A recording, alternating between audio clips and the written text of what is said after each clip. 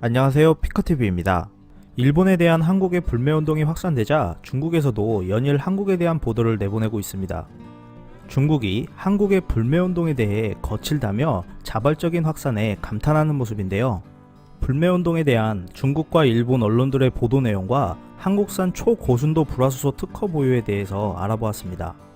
중국 매체 NBD에서 얼마나 많은 한국인들이 일본 상품에 대한 불매운동을 하고 있는지 보도하였습니다. NBD는 최근 한국에 수출되고 있는 반도체 재료에 대한 일본의 검토와 통제가 양국 간 무역 분쟁을 촉발함에 따라 한국인의 애국심에 대한 상승과 상인들의 도움으로 불매운동이 힘을 받고 있다면서 일본 제품에 대한 불매운동이 치열해지고 복잡해졌다고 언급하였습니다.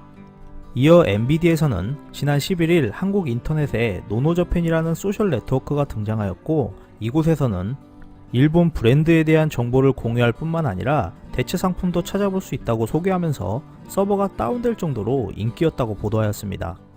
이러한 일본 상품 불매운동은 한국의 거의 모든 국민이 하고 있다고 보도하면서 한국은 이전에도 일본 상품 불매운동을 해왔지만 예전과의 차이점은 모든 식당과 상점이 일본 상품을 금지하는 데 있어 자발적으로 참여하고 있다는 점을 들면서 불매운동이 한국 전역에 계속하여 퍼지고 있다고 전하였고, 이번 주말에는 5만 개가 넘는 상점들이 참여할 것이라고 언급하였습니다.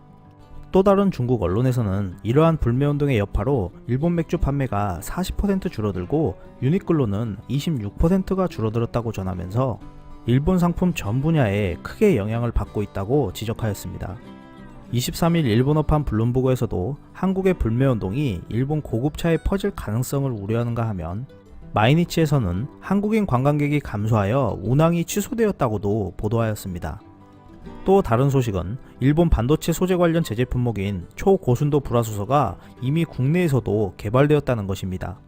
그것도 이미 8년 전에 특허 등록을 마친 상태였는데요. 이 기술의 핵심은 불화수소의 불순물 비중을 100억 분의 1 이상으로 줄이는 것이었고, 이는 일본산 불화수소와 동급인 순도여서 더욱 관심이 모아졌습니다. 이 기술은 초고순도 불화수소를 얻기 위해 초음파 진동기를 활용했고, 실험 결과 반도체 공정에 쓸 수 있는 순도 11.9을 추출해내었다고 전해집니다.